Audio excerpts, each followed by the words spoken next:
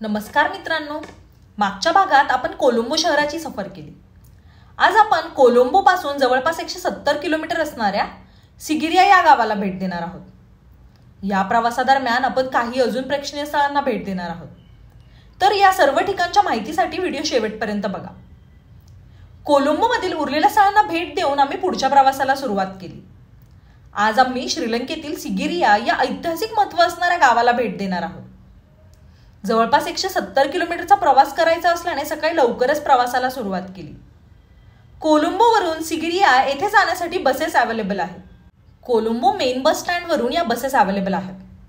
परंतु आम्हाला अजून काही ठिकाणे कव्हर करायची होती, त्यामुळे आम्ही टॅक्सी बुक केली होती.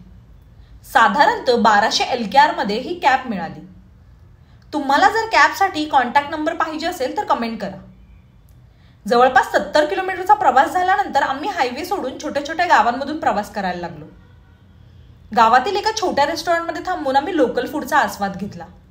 यामध्ये आम्ही कोकोनट रोटी, चटणी आणि कुरक्कन हा स्वीट पदार्थ खाल्ला. श्रीलंकामध्ये आपल्याला ऑरेंज रंगाचे कोकोनट्स मिळतात, त्याला किंग कोकोनट म्हणतात. हे मस्त डिलिशियस फूड खाऊन आम्ही आमचा प्रवास कंटिन्यू केला. थोड्याच वेळाने आम्ही पोहोचलो पिन्नावाला येथे. या ठिकाणी हत्तींसाठी अनाथाश्रम आहे. श्रीलंका सरकारकडून या आश्रमाची देखभाल केली जाते. भारतीय नागरिकांसाठी या ठिकाणाला भेट देण्यासाठी $6 एंट्री फी आहे. या ठिकाणी आपण हत्ती पाहू शकतो, हत्तींसोबत फिरू शकतो, हत्तींना अंघोळ देखील घालू शकतो. या आश्रमाची वेळ सकाळी 8:30 ते संध्याकाळी 5:30 पर्यंत असते. या ठिकाणी हत्तीचे पालन तसेच संवर्धन केले जाते.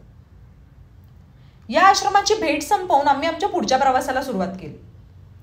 पुढच्या ठिकाणी पोहोचून सनसेट पाहण्यासाठी आम्हाला ट्रेक करायचा होता. अजून जवळपास 100 किलोमीटरचा प्रवास बाकी होता. 3 तासाच्या प्रवासानंतर आम्ही सिगिरियामध्ये पोहोचलो. सिगिरियामध्ये पोहोचताच पावसाने हजेरी लावली. आभाळ असल्याने सनसेट दिसणार नव्हता, परंतु थोडेसे होप्स ठेवून आम्ही ट्रेकिंगसाठी सुरुवात केली. सिगिरियामध्ये 2 मुख्य रॉक्स आहेत. पहिला म्हणजे सिगिरिया रॉक फोर्ट्रेस आणि दुसरा म्हणजे पिडुरंगला रॉक. पिडुरंगलावरून सिगिरिया रॉकचा व्ह्यू खूपच छान दिसतो. या रॉकवर जाण्यासाठी 500 LKR ची एंट्री फी आहे. ट्रेकच्या सुरुवातीलाच एक छोटे आणि सुंदर असे मंदिर आहे.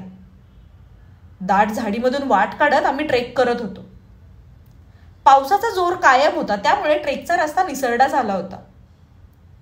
सिगिरियामधील दोन्ही रॉक्स हे दाट जंगलामध्ये आहेत, त्यामुळे वर गेल्यावर खूपच मस्त असा व्ह्यू आपल्याला पाहायला मिळतो. दाट झाडीचा रस्ता संपल्यानंतर आपल्याला झोपलेल्या बुद्धांची मूर्ती दगडामध्ये कोरलेली पाहायला मिळते. या मूर्तीजवळ आपण पोहोचलो की ट्रेक संपत आला आहे असे म्हणू शकतो. पावसाचा जोर कायम होता, त्यामुळे सनसेट दिसेल असे काही वाटत नव्हते.